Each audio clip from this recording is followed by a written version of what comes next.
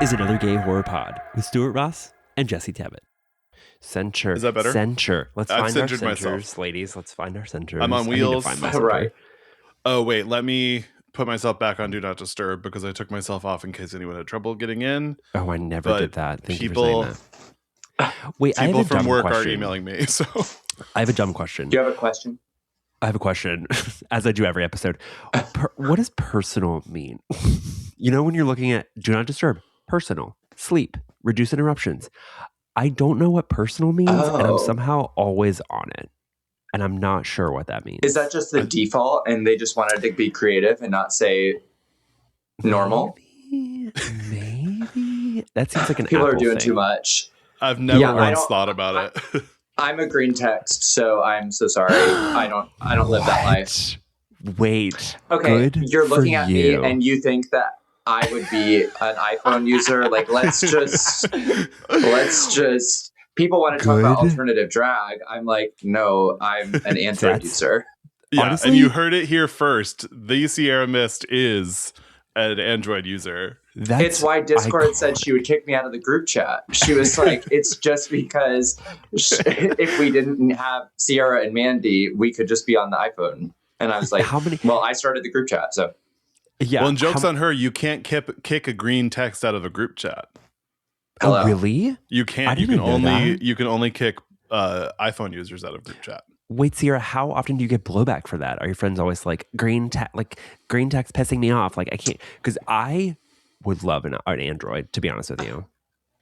I will say, I'll try anything twice. So I have had an iPhone before, and I'm not Okay. like anti. It's just I prefer the UI of a Google like suite, and so I'm a creative person. I have a Mac, so like Apple products, fears just don't Sure. really live for the iPhone anymore compared to Yeah. my Google Pixel. But yeah, a lot of my friends have kind of gotten it out of their system. So it's like an old joke. It's being like, oh, you're balding. I'm like, yeah, we know. Like, you got green text. Yeah, we know. Like, Yeah, what we else know. you got? I know. Yeah, it's like low hanging fruit.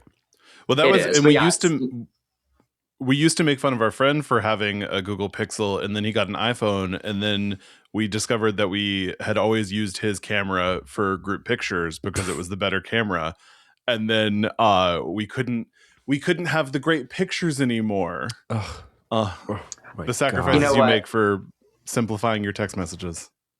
You can have those little like reactions pop up, and that's the Yes. trade-off. It is lower Yes. quality pictures, but delight. This is also Whimsy. relevant to the pod because Stuart's famously obsessed with phones. Stuart's Inception comes from Stuart. You were the manager of I a. was the manager of an AT&T store when I was 22 years old. Okay, that's when you were birthed. When you really came into That was your when you own were was at birthed. AT&T. Yes. And I had a situationship with the manager of the T-Mobile kiosk at the mall. I Oh my worked at. gosh. So Not honestly, cross-plan yeah. relationships. I Yes, know. seriously. Well, it was when T-Mobile and AT&T were going to merge, so we were getting ahead of it. So you were And then- ahead of it. Yeah. And then that was blocked by the FTC or whatever back when we had a fully functioning government. But we did launch straight into the middle of a conversation. So Thank God. I think we should start and introduce our guest this week, which is Ciara Myst from RuPaul's Drag Race season 18. And from her own series Trick or Treat, which is Hello. is that just Instagram or is it on YouTube? It's on YouTube too. Yeah. It's on YouTube. Yeah. Yes. Just like the little teasers are on Instagram. But Yeah. yes. So yes, if you're a fan of another gay horror podcast, you probably also would like Trick or Treat. Yes. So thank you all for having me. I'm so excited to be here. Yes, Of are you course. Yeah. kidding? For anyone who doesn't know, introduce yourself. Yeah, so Ciara Myst, you may recognize me from a little show called RuPaul's Drag Race. I was recently on season 18, dubbed the shape-shifting superstar. So, every now and then we just look like an alien or a monster or a ghost. And that's one of my favorite things about drag. I live in exotic, sunny, not at all politically problematic Indianapolis, Indiana. And you know what? We just have to bring drag to people all over the world. So that's what we're doing here. Bringing drag all over the world. Bringing Yes. drag to our little gay horror podcast. Yes. And listeners, This look is incredible. I was going to say, listeners, for some more context, Ciara has today donned, we're talking Crimson Peak, and she's donned a Crimson Peak look, and I'm just, I'm blown away. Yeah. I'm blown away. Thank you. Yes, it's a little bit like if Edith ended up as one of the ghosts. No spoilers, I guess, but yes. Spoiler. Spot on. It's a 10-year-old movie. Spoiler. Thank you. I was like, I don't know how y'all roll over here with the, with the disclosures. But anyways, yeah, I was like, and any excuse to just like do a monochromatic look and serve it. So make sure you're on the Patreon and you can get the full Gigarama. You can see the full video. The makeup is beautiful. The costume is great. The set design, we are getting a full experience. We're getting the full Ciara Myst experience. I know. You're getting mystified over here. My ass in a fucking like basic ass t-shirt. I actually feel like this is a good bookend. It's like me in a dark t-shirt, Stuart in a dark t-shirt, and then you in the middle in like an unbelievable getup. Us doing the least and our guest doing the most. Yes. But listen, if I was doing the least, then why would I be here? That's the whole point. Yeah. And I meant, well, I'll say in my defense, I'm kind of like always doing the like my brand is like substitute teacher. Your brand is respect nothing. to substitute teachers, but like my brand is like baseline. My brand is baseline. You said, if I keep the expectation here, then I can just choose when I gag y'all. But like, we don't have to do that. See, I got into this career. I did the wrong thing. See, Jesse, I started and I was like, I'm going to just like go for it. And then every time I show up in something and I'm like, I'm just looking beautiful. And people are like, God, she's so boring today. Yeah, I'm girl, like, okay, whatever happened to just being pretty. You got to really sort of like temper that. I take a shower and people are like, oh my God, you look incredible. What did you do? And I'm like, I took a shower. I'm like, I wash my hair. We appreciate you though for that. Yeah, thank you. Yeah. Thank you very much. Ciara, how long have you been doing drag? This is my 6th year in drag. Oh my God. Technically, I technically had like dabbled in drag previously. So I lived in Atlanta, Georgia for a while. I was working in entertainment as a makeup artist. And there was a model that I worked with who threw a drag mandatory birthday party for one of his friends. And they had this huge house. And he invited me as somebody who would work with him. And I was like, what does drag mandatory mean to you? And he was like, everybody must wear heels and must wear a wig. And I was like, okay, sure. And I had been around drag, obviously through makeup, and at that time, being more integrated into the queer community, but I had never really like embraced it myself. And so I created my first drag look, and I had already, the name Ciara Myst had already sort of been played with between me and my friends. Should the day ever arise.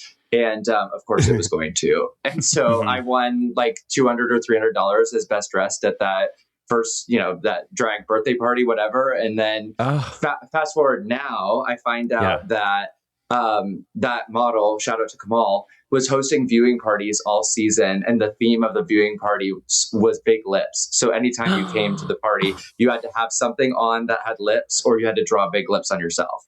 So that was fierce. So very full circle. Yeah. What a beautiful origin story. Yes. You are also one of the only drag queens I know who made 3 figures on their first time out in drag. Oh, period. What? Yeah, I was going to say that sounds really, really exciting. It didn't continue like that for a while. Yes. But yeah, I kind of dabbled then, and then it took a little bit before I was like, you know what, let's lean in and do this all the time. And so it was like 2021 New Year's resolution. I was like, we're committing to drag. We're going to build head to toe a drag look every month, curate a photo shoot, like go full throttle in on Ciara Myst. And you know what? Sometimes if you just put your pedal to the metal, then you end up on a TV show and crazy things happen. Yes. Yeah, that's a pretty fast trajectory from inception and taking it seriously to being on Drag Race. Like that's How many times did you audition? We're not going to talk about Drag Race this whole time, but how many times did you audition? You're so fine. No, I auditioned twice. So this was my second time. Okay. I auditioned for season 16 the first time. And it was really mostly just to like get a feel for what that process was like. I've known people who have been through that process and worked with them. And everybody just said, like, it's a lot. The audition itself feels like a season of Drag Race. That part is true. So to anybody who's ever auditioned, kudos to you, because it is cuckoo bananas, but it helped give me a sense of what that was like. So that way, 18 is my lucky number. It's like my birthday. So I was like, I feel like that's that's the time. Also, like, what a random season number, but like, no offense, better 18 than like 17 or 19. Like, those are terrible numbers. 18 is like, you know, I'm you're an even adult. number like, boy, so yeah. 18 does feel like it feels correct. Substantial. Yeah. It either needs to be even or divisible by 5, or I'm not interested. See, okay, you and I with the volume on the TV would be just fine. Wait, Ciara, when is your birthday? Oh, sorry, I interrupted you. I was going to say my soundbar forces me to be even numbers, so it's actually really helpful. Because 21 would drive me nuts, but 22 is great.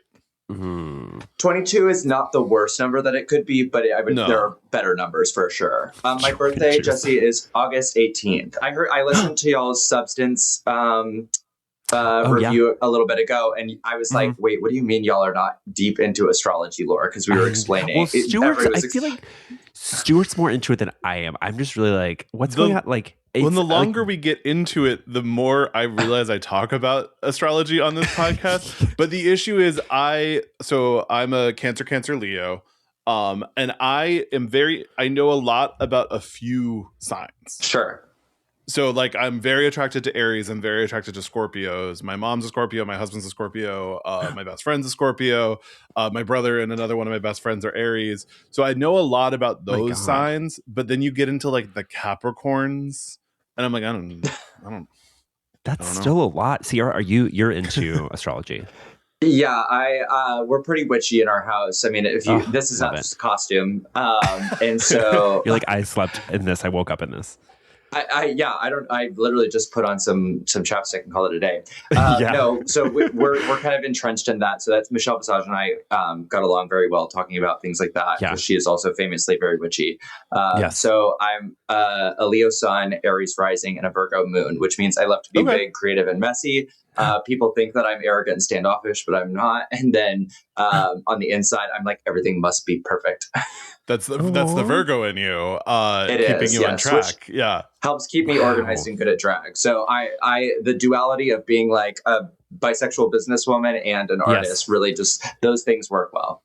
Wow! Oh my gosh! Yeah, when I did my whole sign, I kept looking for Virgo. I kept being like, "There's got to be some in there." None. No Virgo. Really? I really would. I would love a little Virgo. Well, all I can tell you, girls, is that I was born on December 1st, which means that I'm a Sagittarius, and that's all I know. Actually, when I started my job, though, that's wicked work. Okay, I'm going to take that as a compliment. When I started my job, my boss was like, tell me what time you were born, like blah, blah, blah, blah. And she like did my chart, and I recall it being like an optimistic experience. So just know that my vibes are intended to be good. And as long as your vibes are intended to be good, Yes, so what would let's get into some like general horror questions. Yes, sure. What is like your meet cute with the genre of horror? What is a time you saw something and were like, this is for me? Oh, that's a great way to phrase that. We got to keep up with the kid. I'm 100 years old, famously. Modern lingo is really not there. So Wait, how old are you? You cannot be older than me. You cannot ask a ghost woman her age. That's so offensive. Timeless. Shut up.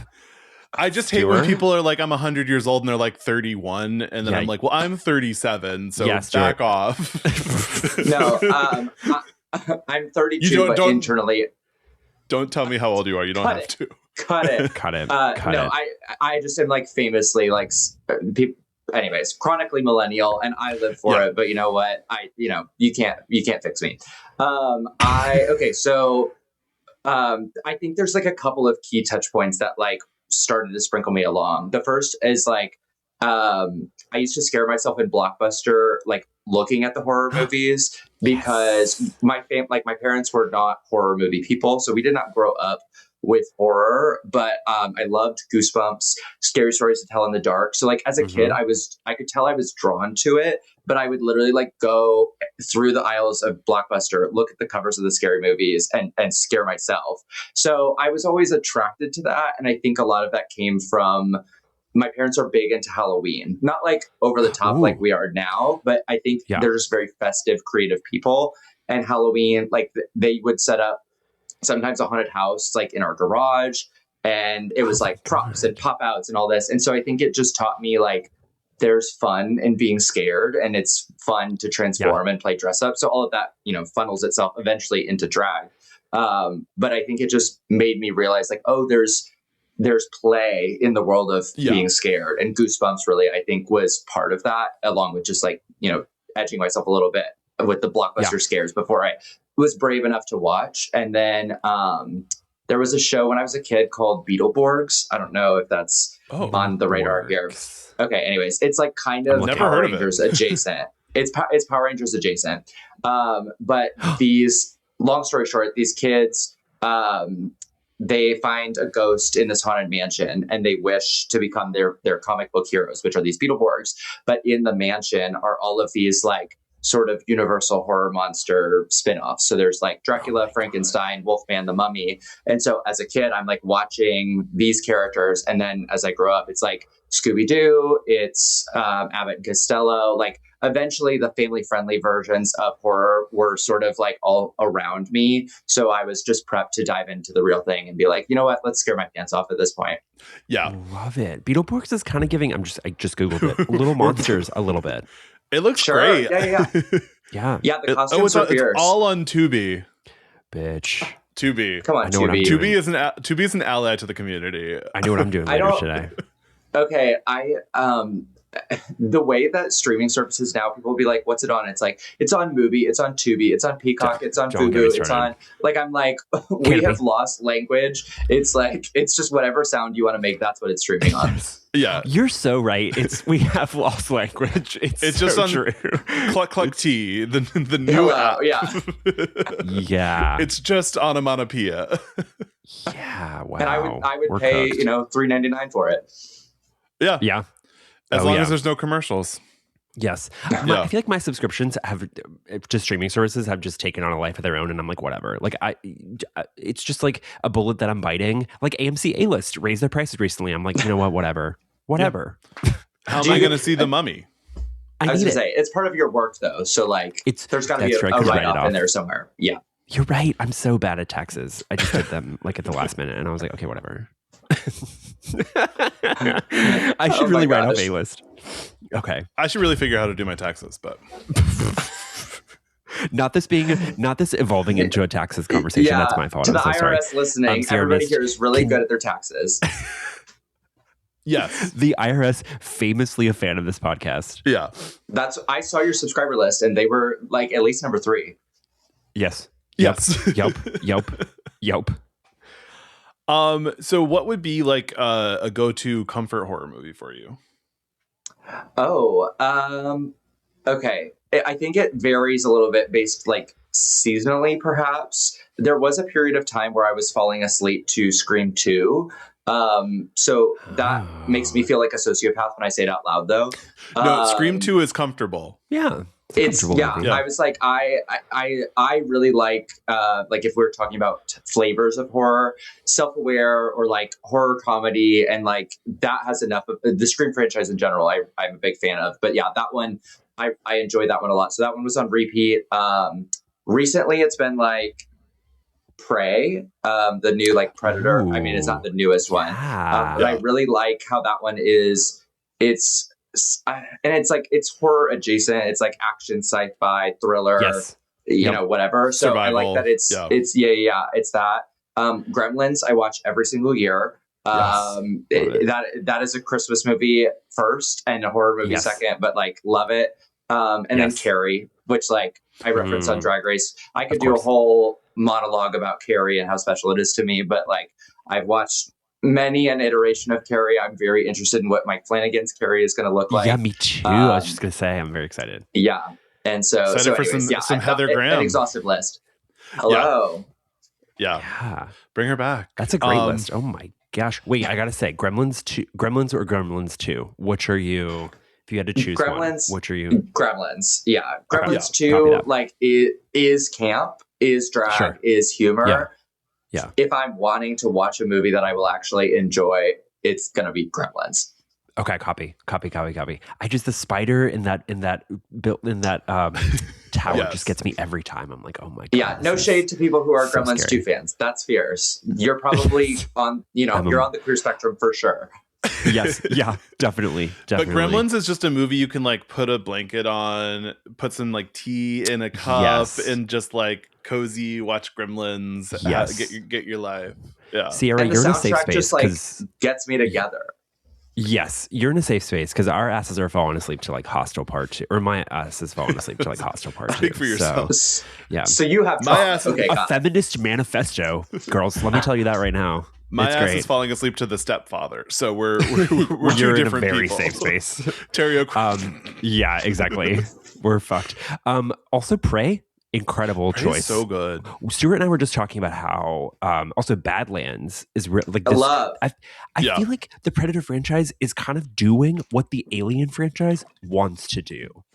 Hello. Like I feel like we're getting creative interpretations thanks to Dan Trachtenberg. Yeah. Yeah. Of like the I don't know if you saw the animated anthology movie on Hulu. Not yet, but I wanted It's to. good, yeah. Terrific. So yeah, great answer. It is also like, yeah, I feel like the great Predator answer, great movies, answer. because the original ones are great but less watched than the Alien movies, you can sort Yeah. of do whatever you want with a Predator movie and really be like, what if a Predator and a half of an alien were trapped on the thing? And like, you can just sort of Right. have fun with the concept rather than just like, well, this is what we expect from an Alien movie. Right. So we have to color within the lines of that. Predator is sort of like, some people have seen Predator 2, but besides the first one, most people haven't seen the rest of those. Stuart's movies, so. husband's favorite movie is Predator Loves 2. it. He Yeah. loves that Really? movie. Yeah. Love. Maybe. I, on one of the flights I was on recently, also, why was there like satellite TV streaming on this flight? I don't know. But they were streaming. It was literally a Predator marathon. So I watched Predator 1 and 2 back to back on this flight. It was very strange. That's a great flight with commercials, which I love commercials. Yeah, sometimes. I have kind of fallen back in love with like live TV. I don't know what it is. Maybe that's like the world turning upside down. But I'm like, you know what? Maybe we just need we're sequestered at Drag Race, and you're like, you know what? I have a TV in here. Let me just watch some commercials. Yes, we're coming full circle. People want to touch grass again. People want to go to a blockbuster. That's what I'm telling myself. Yeah. Yes. Yeah. No. We need that. We need that. Yes, but Predator, incredible answer. Not that there's a right or wrong answer, but that was the right answer. So good job. You passed. Has horror always been a huge influence on your drag, or did you start out different kinds of drag and then find your way to horror? I like how you were like debating whether to say like pretty or girly or like you were like insert blank. Because you know when a word comes to your brain and you're like, that's not the word you're gonna say, and the word that came to me was normal. That's and okay. it's just not a word that I use because I don't really believe that anything is normal. But my brain was like, say normal, and then my brain was like, don't say normal, and then I had like a mental breakdown. No, it's okay. I watched you Short Circuit on it, and it was very cute. So I think that my my drag in general is always a celebration of the things that I love out of drag or have like grown up loving. But like I said, it took me a little bit before I kind of like committed myself to Ciara Myst. So there was a little bit of period where I could like sort of dive inside of myself. Wow, God, scary, bad word choice. I could kind of go into my brain and say like, what am I hoping to get out of drag? What am I doing this for? What about me am I putting into my drag? And so I like to say that Ciara Myst is more female illustration than female illusion because I have such a reverence for comic books as somebody who grew up with that. But in addition to that, drag for me is not about just gender play, it's transformation. So the ability to become the fantasy characters or the aliens or the superheroes or the monsters or the creatures. I was doing all of that before drag. And that was, I think, part of the barrier for me and just starting drag was like, not to get too deep, but like the toxic masculinity, the fear of femininity. I was like, I can turn myself into a monster. And like, I love that part of expressing my art. The idea of lashes and lipsticks, though, was like scarier than becoming a demon monster from hell. And so it wasn't until I was kind of like, oh, that's drag. Like being all of these other things, that is drag. I can just now expand the universe of that. And so Ciara Myst is sort of the vehicle for all of that.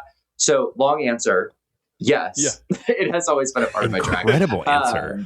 Yeah. And what was it like as a makeup artist turning the brush back on yourself? Was that weird? It was, yeah, for a little bit, it was sort of like revert, like riding a bicycle backwards because, and I think like when I was first starting in the world of makeup, you're sort of the most accessible canvas. So you kind of start practicing on yourself oftentimes. Then when you sort of move into working with models or working in a more professional sense, then that becomes sort of your bread and butter. And I'm not somebody who is like doing a beat out of work type of a thing. I was never like a makeup counter person either. So I wasn't expected to show up like in glam. And so I was just sort of, and it, you know, that wasn't necessarily my bread and butter. So anyways, it was strange then to kind of be like, you know what would this look like on me? And it was actually because of another RuPaul's Drag Race artist who was, we had crossed paths in Indiana, Blair St. Clair. She now lives here now, but at the time she was in DC and was going to compete on Drag Race All Stars and had reached out to me and said, hey, can you help me design some face charts? You know, and we had worked together previously. And so I was helping to do some makeup design for her and to sort of practice and refine those. I was like, let me see what this might look like on me. And she's a soft, beautiful, like parrot shaped face, like tiny bird woman.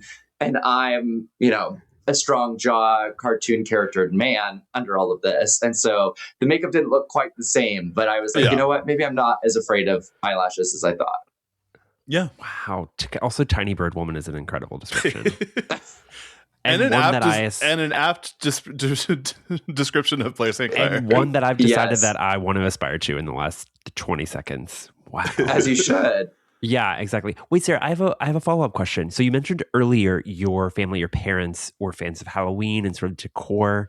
Has your coming into your drag, your evolving of your drag, has that sort of heightened their like passion for like Halloween and design? Like, are they kind of more into it now than they were when you were growing up, or like what's the vibe? That's a good question. So my parents were super close. They're super involved in the process of me getting ready for Drag Race, even though they had never seen the show. So to them, they were like, "Oh, it's another gig. It's like a play or something, you know, whatever." Right. And then they started to understand the scale of it. So it's been fun for them to go on this journey. But my partner and I are very into Halloween, and so we have a big Halloween party every year. And my parents always come, and they like we give away prizes, and at least one, if not both of them, will always end up winning a prize based on their costume. They always go all in. I remember we did a a video game themed party, but it was like retro video games, and they both showed up as like the arcade game versions of Pac-Man and Miss Pac-Man, and so like they had they were like in the arcade box, and they made it themselves. So yeah, both of my parents are very very creative, and they apply their creativity in ways not related to their career. So it's fun for them to sort of do it in other ways, which I think is where I get a lot of that. But yeah, I think they've learned a lot about drag just by me starting and coming out to the shows. And so I think now they're like, you know what, we need to level up, because if we're going to be, you know, Mama and Papa Mist, now there's more eyes on us. So from the Mist family of products. Yes, exactly. My dad, you know, what's so funny is at one of the Halloween parties, we had this was the first time we had probably invited like more of our drag friends to cross-pollinate. And so there were a lot of drag artists on this particular Halloween. And my dad is a big ham. Like, he just loves to camp things up. And he was trying really hard to like fit in with the drag energy. And, and my mom can accidentally read. Like, when I first started drag, she was like, I don't know, I just thought drag was like about being like pretty. Like, but I think what you're doing is really cool. And I was like, God, wow, I should, you know, that cut deep. Moms love accidentally reading. We've come around. She's like, anyways. But my dad was trying really hard to like come up with a witty name, like a soda name. And so he was trying to say that his name was Dr. Pepper, which a great drag name in the suite of soda families. He ended up saying Dr. Myst. And so then everybody just thought that my dad was a physician. and he was so embarrassed. He was like, I screwed up my joke. I screwed up my drag name. And I was like, you'll be fine. Like, it doesn't matter. You'll be fine. These people will not remember tomorrow, I promise. No. Yeah. If anything, that's an opportunity for him to maybe mimic your drag, and then like a flare of like a doctor coat or like a nurse hat. I don't know. I'm just kind of sort of just a little bit of medicine. I want to help him out. He is not in healthcare at all, so they would just be a full new character study. So anyways, yes, they're very they're very supportive. They're very into it, and so yeah, Halloween's always a fun time for us as a family. That's so heartening and like inspiring. I love What that. is the Halloween scene like in Indianapolis? Is it like good question. corn mazes and like haunted houses and stuff? Not corn mazes. Sorry, there's corn mazes in New Hampshire, so I'm y'all not, got Ciara, y'all corn got corn everywhere. Y'all got corn in Indianapolis? Y'all got corn? We do, but like famously. Stop. Go ahead. Stop. I'm getting canceled. Yes. Yep. For my ignorant statements about the city of Indianapolis. Listen, I don't know how many viewers you have who are rooted in Indiana, but if they do, they're nodding. They're not canceling you. I was going to say, because you both are in LA, right? Yes. Correct. Yeah. So not a lot of corn happening in LA, I imagine. So there is a corn maze in the valley, I will say, and I don't know. It's not. I don't think it's real corn, but they're doing something. You know what? You got to feel the fantasy somehow. So yes, the Midwest is known for a few things, and actually, there is a big horror presence in the Midwest because of haunt culture. And so Ohio, Michigan, and Indiana are known for being big destinations for haunts. And so like Transworld is the convention for all of that, which I every time I hear that, I'm like, trans rights, fierce. But anyways, so haunted houses are really big in Indiana. We have a lot of corn here. When I was younger, I have trauma with corn mazes. I was in church youth group, and it was fall, so they take you out to the tractor and the corn maze and whatever. And I got lost because the path was not clear. And so I deviated from the path, and then they started to be like, we're closing in 5 minutes. And I was like, I'm going to die out here. Oh my God. So that's I don't really fuck with corn mazes because I have that trauma still. Oh my God. Did you were like shouting? Were you like, help me, I'm over here? I literally was like, help me, save me, I'm here. Oh my God. And you know what? And the church said, you'll pray about it. The church said, Jesus could take it from here. Jesus take the corn maze. They closed and they said, Jesus, you got this. We can't be bothered. That's crazy. He will guide you to the end. And I was like, that's not happening. Have you seen Children of the Corn? Is that a traumatic movie for you? Of course. No. I mean, I think not because of that instance, but I think it is a wild movie. But yes, that's, when people think of Indiana, I think they're like, oh, like Children of the Corn. Like everybody's kind of incestually religious culty in a corn maze vibe. And I was like, you're not so off base, but I'm not going to co-sign on all of that. Yeah. Well, yeah. You also like once you're in it, as you know, you like can't see. It's like disorienting. I'm thinking of In the Tall Grass on Netflix, which I don't know. Yes, highly recommend. It's weird and wacky, but yeah. Wow. I'm so glad you made it out, and you were able to come on our podcast. And you're here with us today. Yeah, that was that was the last week I was fighting for my life in that corn maze just to get here. So. Just with your machete, just trying to get through the corn. Yes. So I, not to like continuously talk about Drag Race, but I did do a photo shoot for my entrance look in a corn maze here. So I've reclaimed some of that. I came in as like this big like pumpkin Halloween, and I was like, you know what? We needed to do an Indiana corn maze. That feels appropriate. So one of my favorite looks from you. Like I said, I did my research. Incredible look. Incredible look. Ally. Almost, and I'm an ally. Almost like I feel like a Drag Race ally. Correct me if I'm wrong. There were like hints of. I was getting a little Pumpkinhead. If you've seen Pumpkinhead, I feel like I was sort of getting. There's something like textually about it. I don't know if you intended that, but I'm taking it away from that, and I mean that in the most complimentary way because Pumpkinhead is one of my favorite.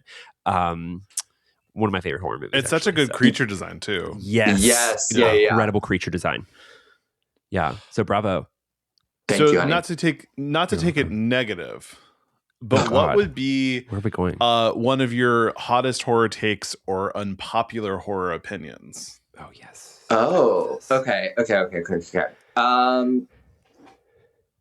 Hot take right now is I think that in the last 5 years, horror television has surpassed horror films in creating successful storytelling. Yes. And I think I'm going to segue that into like a part two, the remix, Electric Boogaloo. I think other opinion. I think that like viewers, like theater goers, streamers, whatever, our current modern day audiences is the word I was looking for, are in like a toxic relationship with horror where the attention span and like the ability to differentiate between something that's scary and something that is horror has gotten lost. And so the industry has started to try and change what they're delivering to meet the needs of those people instead of saying, you know what, maybe this isn't the right relationship for you. Like maybe we need to go our separate ways and there's something for you, but we're going to offer this. I think that like too often we're focusing on quick scares, bigger gore, like all of these things. And that's fun. Like Final Destination Bloodlines, I had a great time with it, but like everything does not have to be fast paced. The plot does not have to be oversimplified just because people can't use critical thinking skills or understand a metaphor. And I think that's where a lot of the television series that I've seen, the pacing, the ability to like stretch out fear and horror in a way that is not so jump scare adrenaline based is far more engaging to me. Yes. Yeah. And I'm like, there are so many examples from our past of different genres and expressions of horror where that type of mastery of the craft has been expressed. And I feel like not to take away from what's happened, because there are really great things that have come out, but I think on the whole, I've just been more entertained and really impressed by what's come out of horror series as opposed to what's hitting the box office. I could not agree more. I think, well, going back to Mike Flanagan, right? I think Haunting of Hill House is one of the best pieces of horror in the last like 20 years. It's genuine. I remember being like flabbergasted at like how incredible that was. Channel Zero, another good one. If you guys haven't seen Channel Zero, highly recommend. That's a great hot take. Wow. Well, I think the thing with horror movies is there's now so much money in it, where it is like you can make a lot of money if you make a very accessible horror movie that everyone wants to go see. And so a genre that's always been sort of more niche and more specific and more directed at like this small group of people, they're trying to make monolith horror movies.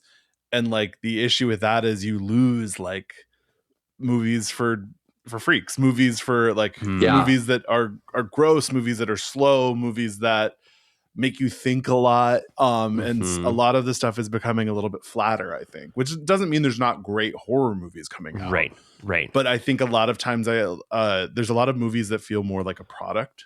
Yes. Totally. Courtesy of, I don't mean to shit on, I don't mean to clock their tea, but I think Blumhouse being the ones to sort of like lead the charge and produce things for very cheap, it feels almost like assembly line at this point. Clock it. Sorry. Well, listen, they've delivered a few hits. I really like them. I actually like Stan the New Mummy, but I just feel like they're churning out so much, and at this point, it more often than not feels like slop. Well, and it feels like they used to turn out a lot and take risks. Take me to jail. And now they're turning out a lot, and it's just what they think has previously worked. And that's sort of depressing. Yeah, it is. And I think it's okay, like, as fans of the genre, to recognize, okay, like, if we're saturating with more horror films, like, obviously the standard or the exciting part, not all of them are going to be hits. So we can also be a little bit more, like, scrutinizing about, like, you know what, I used to, like you said, I used to really trust everything that this studio was putting out because they were taking risks, so they were trying new things, or it was this style of film. And as they've kind of decided, hey, we just gotta make the bottom dollar, we gotta figure it out. It's like, okay, well, I'm not going to trust everything you put out anymore. I'm going to engage with what I really think is going to resonate with me, and know that if I go to that, it might be a loss of my popcorn money. Right. Yeah. Well, I'm finding too that like companies like IFC and Shudder are putting out really interesting horror movies that are maybe less accessible than what you're getting from the bigger groups. But like, I really liked Dolly. I really liked Forbidden Fruits. Forbidden Fruits was so fun. Dangerous Animals last year. Like, they're putting out these interesting kind of weird horror movies that maybe aren't going to have people lining up, but the like freaks like us are there to watch. What's the nursing home one that I was really into? Jenny Penn. The Rule of Jenny Penn. Ciara, have you seen that? Oh, it's like, no. There was there was another movie that... It's good. It's good. Huh. It's like John Lithgow and another... Jeffrey Rush like fighting in like a nursing home for like 90 minutes. It's actually really good. I highly recommend it. Wild. So you've been doing this series of videos on YouTube called Trick or Treat. Explain those and tell us how you decided to do them. Yeah, absolutely. I think, like probably many other drag artists, Elvira is a huge inspiration of mine. I like to say that Elvira and David Bowie are my drag parents, if I had any. And so that, it kind of explains a lot, I fear. Yeah. But I've always sort of, enjoyed being a moviegoer. I love the experience of going to a theater. And I was like, you know what? I have a lot of takes, and I like to overthink things, and you get me on a monologue and I just want to like talk. So what better to do that, put a camera in front of me and let me just like do what I love, which is watch movies and think about them and talk about them. And so now I just do it, and I just serve a little bit of a look. And so essentially the premise, easy peasy, is it a trick or is it a treat? And we kind of break down throughout the whole series queer themes. So we're looking at everything through a queer perspective. So sometimes we get really gay with it. We're talking about like, how good is this wig?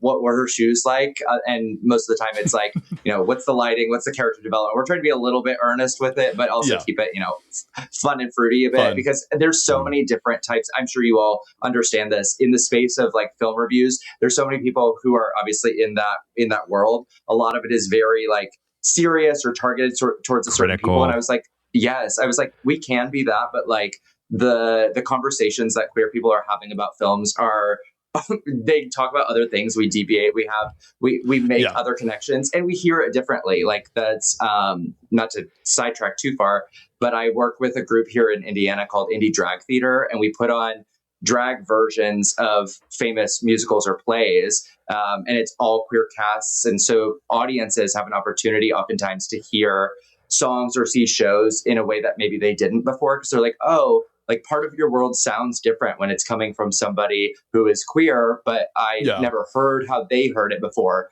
And I feel like with movies or horror, we pick up on things that maybe other people don't. So it's just an opportunity for us to kind of, queen out and talk about that. And ultimately it's like, there's no in between. Is it a trick or is it a treat? Yeah. I do like a binary judging system. Is it good or bad? Yeah, that's so refreshing. I just feel like film criticism is so exhausting these days. Listen, do you want to give it 10 stars, 5 stars? Yeah, that's too much. Now, what I will say, the thing that is, is more fluid in that is I do like to give films like a Kinsey score. So I'm like, how queer is this movie? Is on a sliding scale of like 0 to 6. And so it's rare that I find movies that are on the higher queer side that are not like specifically made for that. But I like to, find the kernels of queer in there. Yeah, the little queer bits. I also say film criticism is exhausting, fully acknowledging that Stuart and I see things in theaters and then we hop on the pod and we're like, that was bad. So I'm fully aware. A follow-up question, are you on Letterboxd? Not yet. Okay, everybody's been talking about it. My drag family, I know. It's the next step. Listen, Jesse, I know you hadn't watched, but I've had a very busy year, okay? So that everybody, they're like, listen, I'm not on Twitter or X. That's a hellscape.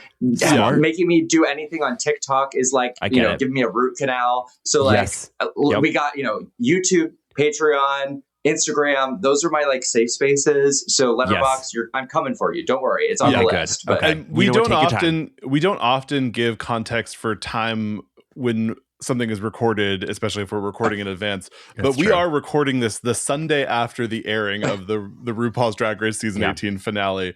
So the fact that you're here is incredible. The fact that you're in full beautiful drag is incredible. So much. It means so much. And we really appreciate you stopping by. Oh my gosh, no. I'm happy to haunt your halls anytime.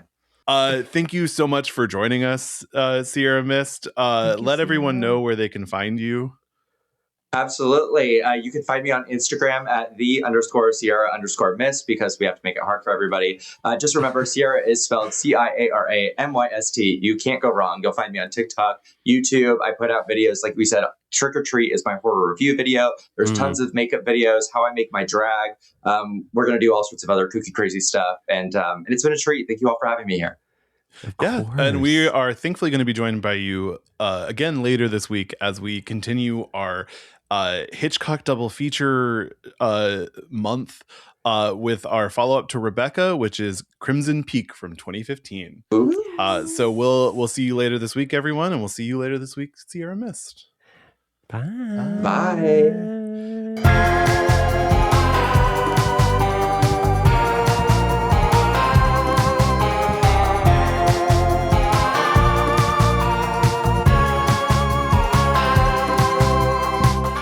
This podcast has been presented and produced by Stuart Ross and Jesse Tappett. Edited by Stuart Ross. All recording equipment provided by Photo Booth Productions. To support our podcast, join us at patreon.com/anothergayhorrorpod.